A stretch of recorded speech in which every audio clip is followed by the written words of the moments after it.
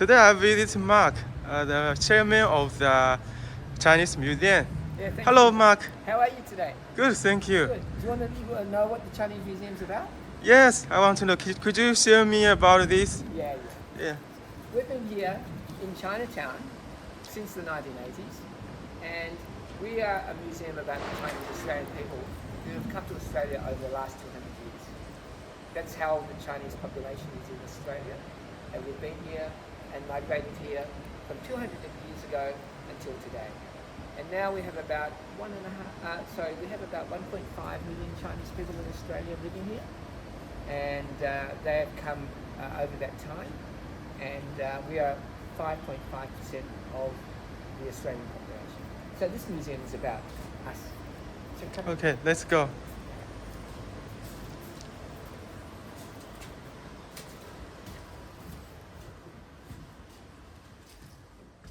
Now, in the museum, you'll see all these artifacts that we have brought with us as Chinese people, or we have to utilise as expressing our Chinese culture and heritage. So, one of the things that you see a lot in Melbourne is dragons, because we have a long history of parading dragons in the streets. So, this is the grandfather of in this museum, and this dragon head was created in around 1955, and we paraded that in the streets of Melbourne then. Before that dragon, after that dragon, we got this dragon. It was much bigger. That's its head, and we paraded that from 1979. And then after that, we got this dragon over here that we parade today, and we got that. It's called the Millennium Dragon because we got it in 2000, and we parade that now to 2025. But if you to look closely over here, Sure. yeah, these are photos of the dragons down Swanston Street, the main street of Melbourne. That was in 1901. 1901 was the Federation of Australia, when Australia became a country away from Britain. This was the celebration. The first parliament was actually in Melbourne, and the Chinese paraded their dragons down the main street. And even before that, Chinese paraded dragons. So this is just to show you that Chinese people have been part of Australia for most of the time that we started a white Australia after Aboriginal people came. So that's why we are such a multicultural community now, because people like Chinese people and people from all other nations are now here in Australia. So this is very important that we show our Chinese participation in Australian society. Now, what I'd like to do is take you upstairs. Okay, sure. So, Mark, what inspires you to establish this Chinese museum? I think it was a movement in the 1970s. There's a very strange history that happened in Australia. When the Chinese came, the first wave of Chinese people came during the gold rush. That caused Chinese people to come because at that time in the 1850s, Chinese was going through a very hard time with famine and war in their own country, and there was an opportunity to come to Australia and find gold during the gold rush. So at that time, 40,000 Chinese people came in the 1850s, in that decade, and at that time, that was 5% of the Australian population. And so it was very Chinese then during the gold rush, and that's when Chinatown was established here. Then what happened is, because there were so many Chinese people, the British colonists who were from Britain, they said, oh, we've got too many Chinese people. And the first racist law against Chinese people was in 1858. And then they restricted the Chinese people from getting off or migrating here. That law was carried right through to the 1970s. This is over 120 years. There was racist laws against Chinese people coming here. Then in the 1970s, Australia changed all of a sudden and became, in that decade, a multicultural society. They decided, because of all these migrants coming to Australia, we need to make this society multicultural. So with that policy, they stopped the racist laws, and then Chinese people started coming here. And that was mainly, at that time, the people who came from Asia were Vietnamese Chinese people, Malaysian Chinese people, Indonesian Chinese people, Cambodian Chinese people, East Timorese Chinese people, because there was a lot of unrest in Southeast Asia. So they came to Australia to find a better life. And there were Chinese people in those places that wasn't their homeland. They were just like people who were not liked in that socially, that they were not welcome, so they left their countries to come to Australia. And then what happened was there's another wave of Chinese people came from the 1990s to the 2000 to now 2020, who were from mainland China. When China opened up, when Australia opened up to Chinese people, then the next wave of Chinese people came, and these people now are Chinese people from mainland China are now half of the population of Chinese people living in Australia. We just came in the last 30 years. Now, you first asked me, why do I want to, have this museum perpetuate? I'm telling you this history because it's important to know that Chinese people, we want to make them a cohesive group. Whether you came, like my great-great-grandfather came in 1830s, or whether you came from mainland China yesterday, we all have the same feeling of being Chinese. Yes. We all are trying to live in a new country. Yeah. And so it's very important that we come together and understand what is the commonality of ourselves. And it's also related to the commonality of our future. Yeah. And I see this vision that Chinese people need to be strong as a society, to be strong as a community, to be part of the society, and not relegated to being second-class citizens. We need to be strong and equal to every other part of the society, so we can live in harmony in Australia. And that's why the museum was established, for this purpose. Yeah. So could you show me around? I can show you more. We got more. We'll go upstairs. Can I go upstairs? That's Chinese rabbit. We'll go up here. So we've got 5 floors in the museum, and we renovated this museum to be a museum. So we had to change quite a lot of the museum. We're going to go up right to the top.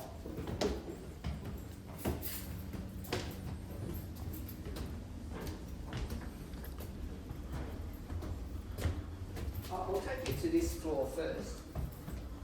Okay, so what's the difficulties when you establish this museum and running this museum? Well, the difficulty at the very beginning was when we got the building, the floor was broken. All these are new floors. What do you see? New lights, new air conditioning, new everything. So really, when we got the building, from the government, the Victorian government gave us this, or allowed us to use this building, we had to renovate it.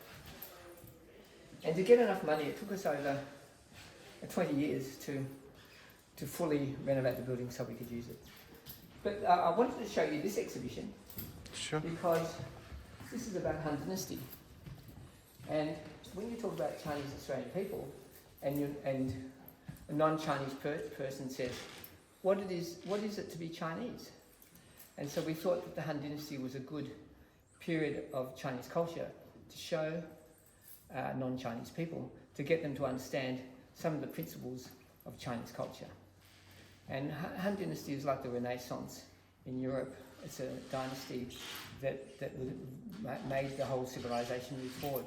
It's the second dynasty after the Qin dynasty, where the whole nation came together. And so this talks about, and this is particularly good for school children.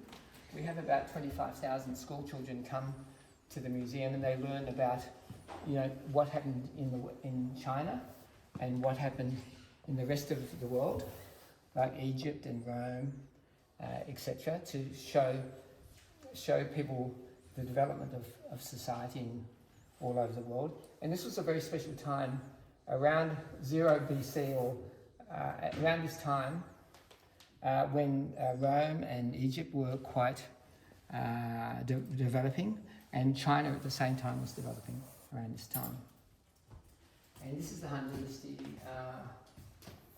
This orange part is the Han Dynasty. This is China now. This other line around here is China now, and the Han Dynasty was here. The Silk Road was very important because they sent silk to the west, and they traded on the silk. It was a very important trading route for them. And so at the time, the Han Dynasty, the government used Confucianism as the doctrine, which they do today, to maintain a harmonious society. And all of these items were donated to us, and they represent funerary objects. But what it is a mirror into the, or a looking glass into the Han Dynasty culture. So we want to be able to tell the people who visit the museum what is the essence of Chinese culture, and we do this through the Han Dynasty. And so this is one aspect of the museum, is to teach all Australians and all the visitors who come here about Chinese culture, or get an understanding of some aspect of Chinese culture. Yeah. And then the other thing what's important to us is that we're the keepers of Chinese Australian history. So we have a collection room, and in this collection room we have all these things that people have donated to us. No one goes in here. I'll just give you a quick. This is our collection room. Oh, this collection. Yeah. This workshop. Oh. So we have all kinds of things. We have artworks, we have artifacts, we have things that people brought with them 200 years ago. Things like this they bought these things, these chests when they came, and they brought these kinds of clothes with them. These are the clothes that they bought. Oh, clothes. This very special garments that the women bought with them. And we've got many of these that people donated to us from their families. And they can range from anything from things, personal things like that, or they can be, we found these items which were gravestones from the gold fields, and they were found, and people donated those to us. And there are many things. Ceremonial things like drums and musical instruments, all kinds of things. All of this is full of things. Lots of documentation, lots of photos of people. And these kinds of things come from families, and they decide they want to donate them to us. So these are the Chinese? Yeah, Chinese. Family. And you can tell this person's half Chinese. They had a Chinese father and a Western wife. And then, so that's one person's donation. This is another person's donation. I don't know, the book might be a Bible. It's a law thing, and it's from a certain person who's donated a whole lot of other things. So we get a lot of these donations weekly or monthly. And so this is another one that have donated certain things. I don't know what these are. These are old etchings from the newspaper of Chinese people. Someone donated those out of the newspaper. And these are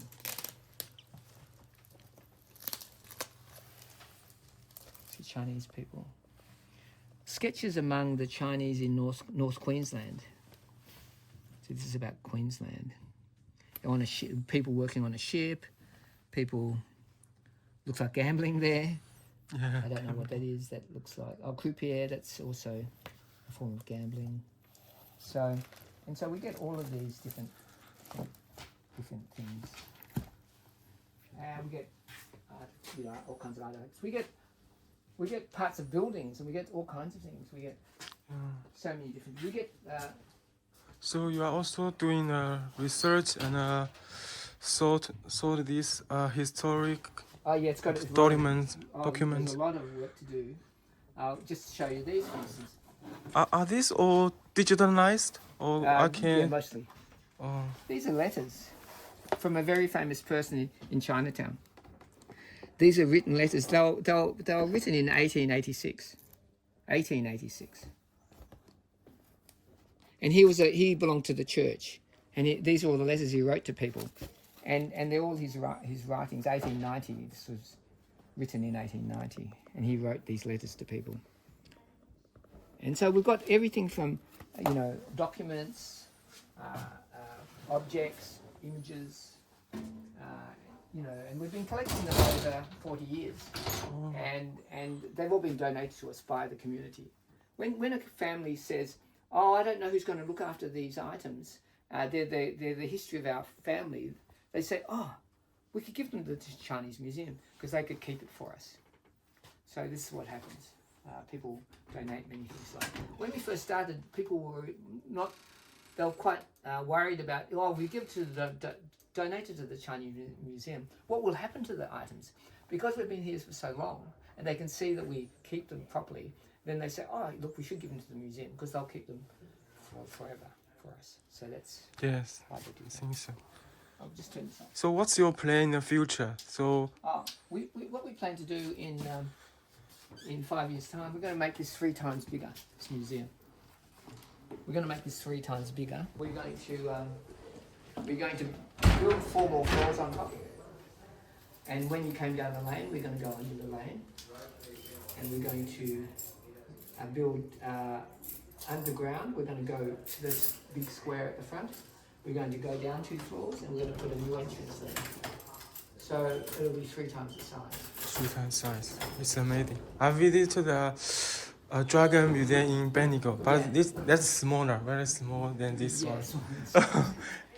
I think this very huge. And when you compare us to museums, I've been connected to museums, Chinese museums around the world. We'll be the largest by far. The largest one. And the most active. So. And we send exhibitions to China. We don't just not just local. We do international. Oh, international. Yeah, Oh. very international. So this exhibition we created in 2018 because we realised in 2017 that it was the 200-year anniversary of Chinese in Australia, 1818 to 2018. And at that time, there were 1 million Chinese people in Australia. So we thought, we'll call this exhibition 1 Million Stories, because the stories of 1 million people.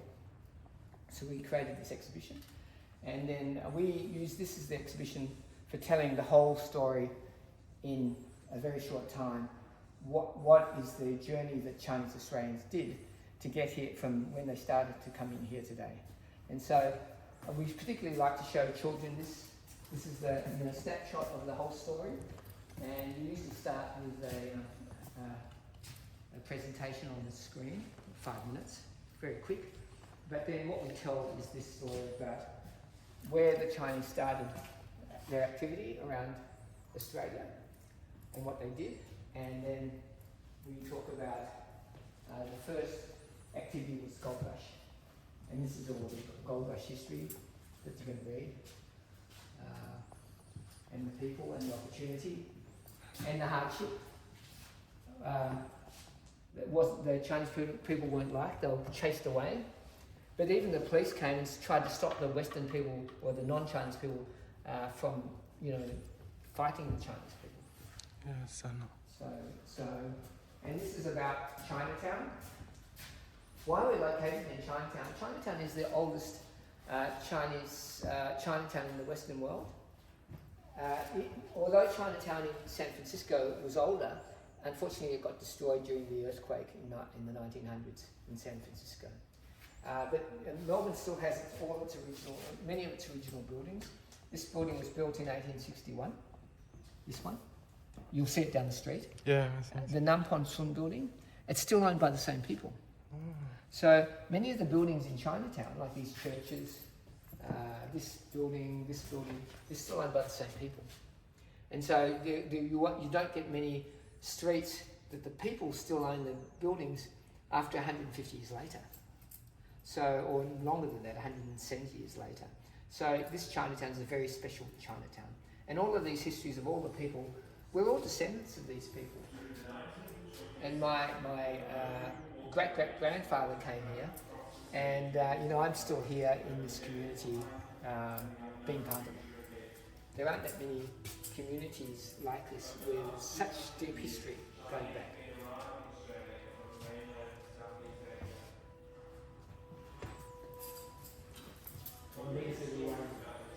We talk about clothing. Oh yeah, clothing. Clothing's very important. It's quite unusual that, we read in one book from the association book in the 1850s, they said, when you go outside, wear Western clothes. Oh yeah. To be part of the society. Yeah. When you're at home, wear Chinese clothes. They said that to the members. They gave them that advice. Oh, by the way, that photo was taken in 1912, and this is the son of this lady, and he's wearing this. This is this, actually. That's his dress. So we have many dresses, many garments that are actually from those people who we know who they are. Like this one, this photo here is from... Qing. Yeah, this was donated by the Tongwei family. Oh. So we know who wore that garment, at the time. And this goes with all of these things. We have, like, this drum is actually her drum, who had played in that jazz band. That's the 1950s. Then in this story we talk about the hardship. This is a very hard time. This is the anti-Chinese sentiment. What policy? In 1910, at the height of anti-Chinese, this wasn't actually music. They called it the national song, and it was called the White Australia, Australia the White Man's Land. That's what the general feeling was against Chinese, the great national policy song. So they wanted to try to keep Chinese people out of Australia, and they did all kinds of things like created all these very bad images of Chinese people being unwanted in Australia. So, and then these are the famous people who pushed against racism. And this is a barrister. He was the first Chinese Australian barrister in Australia, and he was a very well-respected man for how he stood up against racist people. And then this is about the integration of Chinese people with non-Chinese people. A lot of them got married together early on. So because there were so few women in Australia, so few Chinese women in Australia. So a lot of Chinese men married mainly Irish women actually, because Irish women were regarded as a subclass of the English society. Chinese people were regarded as a subclass, and also Aboriginal people were regarded as a subclass. So there's actually quite a lot of Aboriginal Chinese people in Australia living here now. So this is about Chinese history, what they did in Australia, all these different things.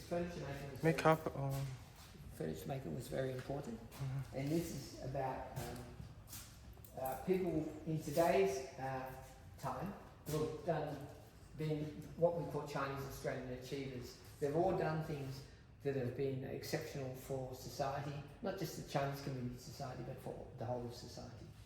And then we talk about the proportion of Chinese people in Australia today. Like, these are people who were born and have been here for more than 2 generations, like me. this is Malaysian people, this is Hong Kong people, Vietnamese people, Singaporean, Taiwanese people, Indonesian people, and other people. And this is mainland Chinese people.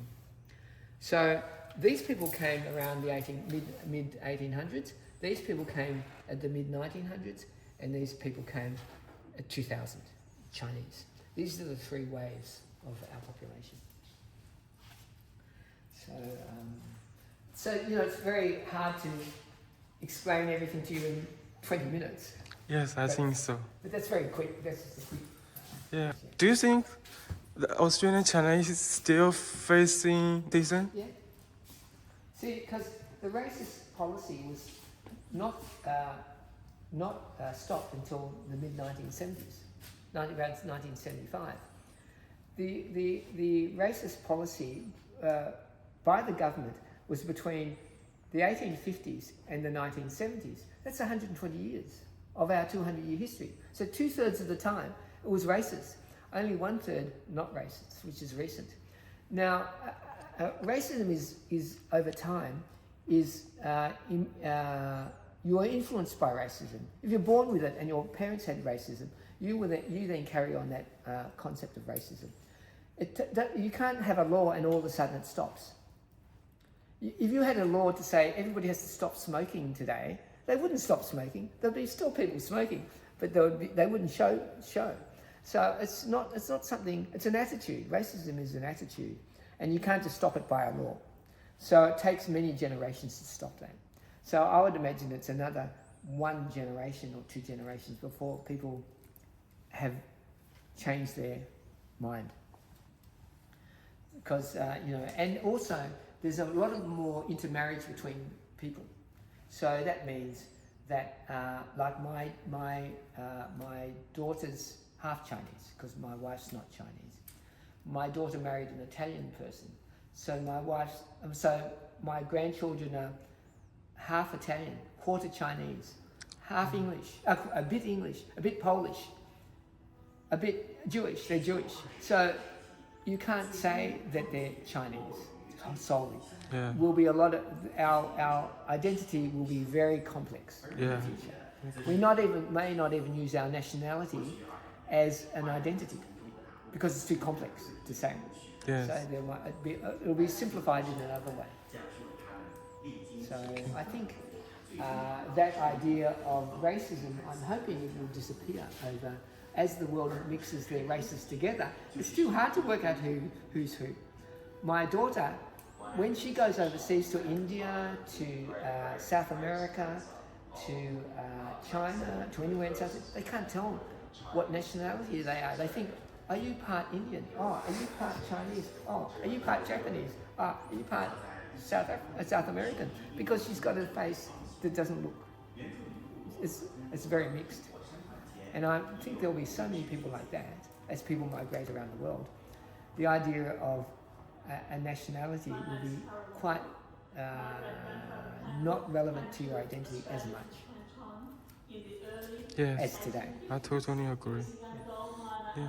As we all know, a lot of other communities established their museums. I remember this week or last week, Vietnamese community opened their museum. So what's the importance of these museums? Well, this is the thing about our museums about Chinese Australian people. It's the identity of Chinese Australians. We're not talking about the Chinese from all over the world. We're only talking about the Chinese part of Australia. Now, a Vietnamese museum for Vietnamese people is about the journey they made from Vietnam after the Vietnam War. They were mainly refugees from the Vietnam War, and then they established a community here. And they want that museum to represent Vietnamese Chinese people. They're not trying to represent the whole of Vietnam. They're not representing the country. They're representing their community. And this idea of identity is really important in Australia because we have over 270 ethnicities in Australia. Only 2.5% of the population of Australia are original Chinese people, Aboriginal people. 97.5% of the people are migrants. So to identify us from a different migrant group is really important to to Australians. Whereas when you're in China, you say, oh, we're all Chinese. But they don't even say that. In China, you say, I'm from Fujian, I'm from Shanghai, I'm from Sichuan. That's how they identify ourselves. In here, we say, I'm originally from China, I'm originally from Italy, I'm originally from Vietnam. It's like that. So the sense of identity here is related to when and how did we migrate here and where did we come from. In China, it's the same, but we say, where is our hometown? Yes. See, it's sort of, and so identity is important. Yeah. Just as it is identity is important for Chinese people. Which part of China do I come from? It's the same with Australians. Which part of the world did I come from and am now here? So Vietnamese Chinese want to know that. Italian, not Vietnamese. What should I say? Vietnamese people, Australians want to know that. The Vietnamese museum is not about Vietnamese Chinese people. It's about Vietnamese people. Oh, yeah. It's quite different. So, but we're all about our communities in Australia. We're not about the communities of Chinese around the world. Oh. And so that's when you go to America, when you go to the Chinese museum there, it's about the Museum of Chinese Americans. When you come here, it's the Museum of Chinese Australians. We all talk about our own communities after leaving our homeland of China. Yes. So that's what's important to us. Yeah. Who we are now. Yeah. Let's get down.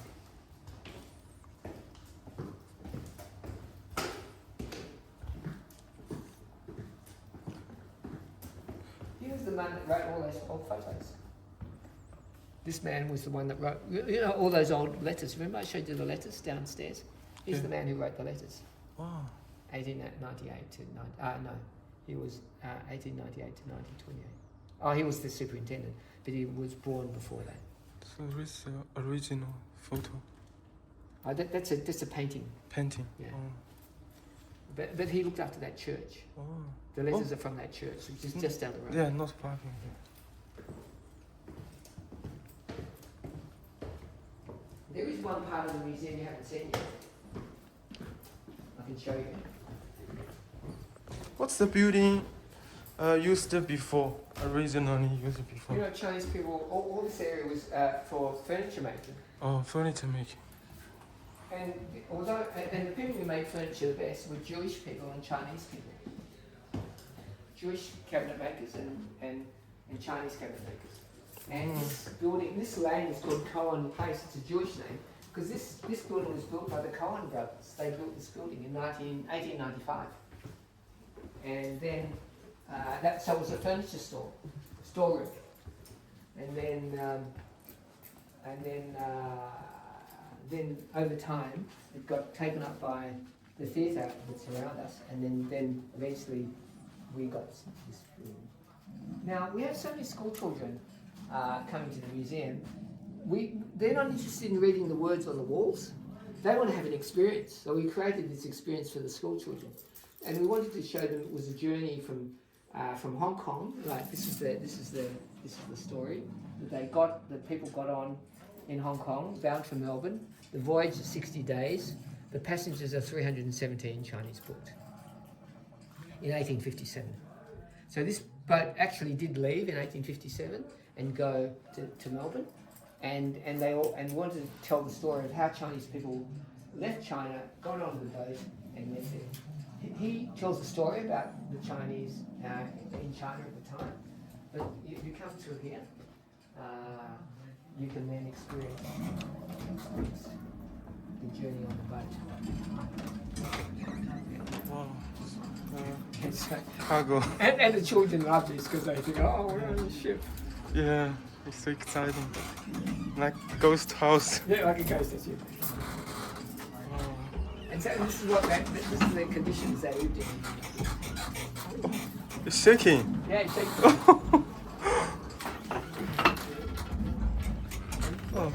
what the Chinese used to say, oh, it's so bright in Australia, the light is so bright. So it made this a very bright space. But this is the law I want to explain. So what happened? The first law that was started in Australia was by the Victorian government. and they issued, in 1855, they issued a tax of £10 against every Chinese person arriving. So if you were Chinese and you arrived in Melbourne, you'd be told, give me £10, otherwise you can't get off. The museum closed in 10 They didn't have minutes. £10. Please make your way So they, to the exit. so Thank you. they didn't have the 亲爱的访客， £10, so 请 they 注 stayed on the 意， boat. 博物馆将在10分钟后关闭，请移步出口。谢谢您的参观。So the £10 poll tax they couldn't collect, so they had to stay on the boat and get off at the next port in South Australia, in the next state. So they got off and had to walk back 500 kilometres back to the goldfields. So that's when the racist law started in 1855, at this time. Well, you can see it in Chinese too, 1855. And that's the first racist law. The last racist law finished in 1975, 120 years later. That's why racism is still here, because the racism is so long entrenched in people's thinking. This is a government policy discrimination. Yeah. And then it's amazing how we can maintain a racist law in this country for so long, and then finally we only 50 years ago the racist law stopped. And now we're the opposite. We're a multicultural community. That just shows you the landscape of the goldfields. All the mine was mined from the rivers, so they dug up all the rivers and washed all the dirt away in all different ways to get to the gold. If the Chinese didn't grow vegetables on the goldfields, everyone would have died because they wouldn't have had any vegetables. And so the Chinese were really important to actually provide food for the miners on the goldfields. Otherwise, the society couldn't exist. So that was important.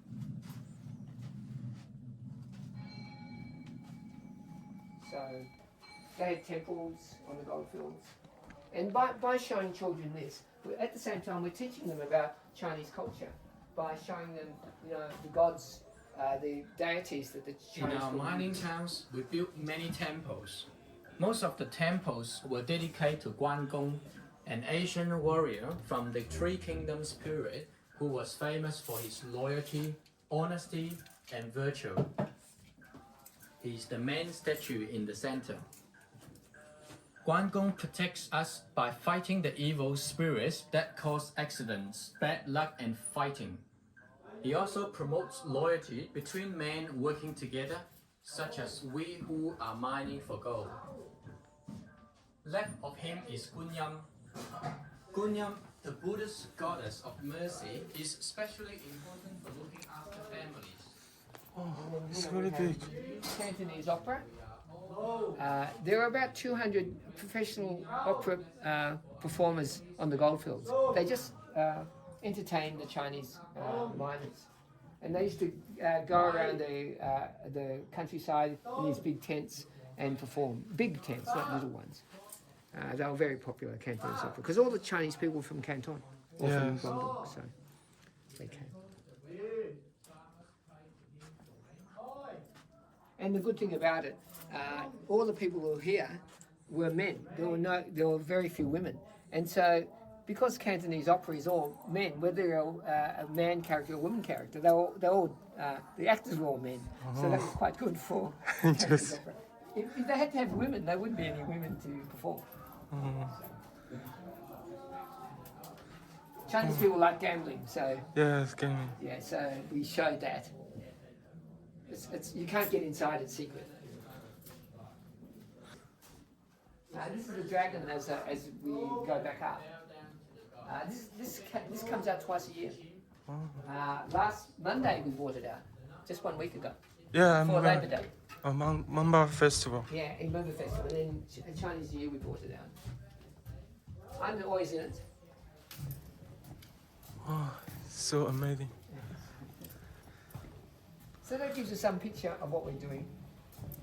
But when we open in a few years' time, it'll be a lot bigger. I'll show you outside again. We'll go outside.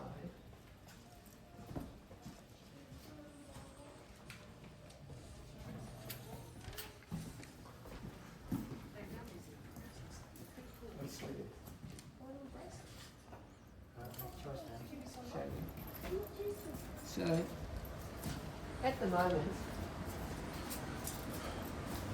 when you look at the building, there is 4 floors. And we have 1 underground floor. That's 5 levels.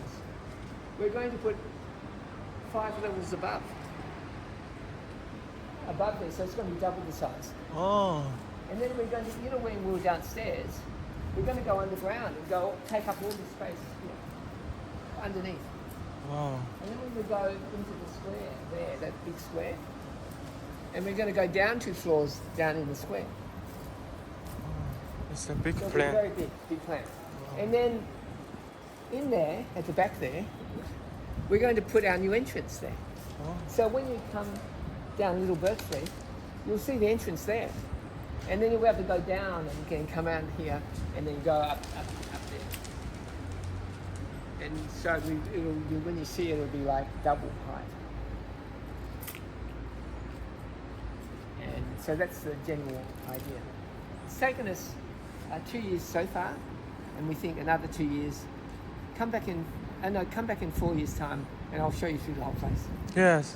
I have a second time to interview Have a you. look, yeah. Thank you very much for your time.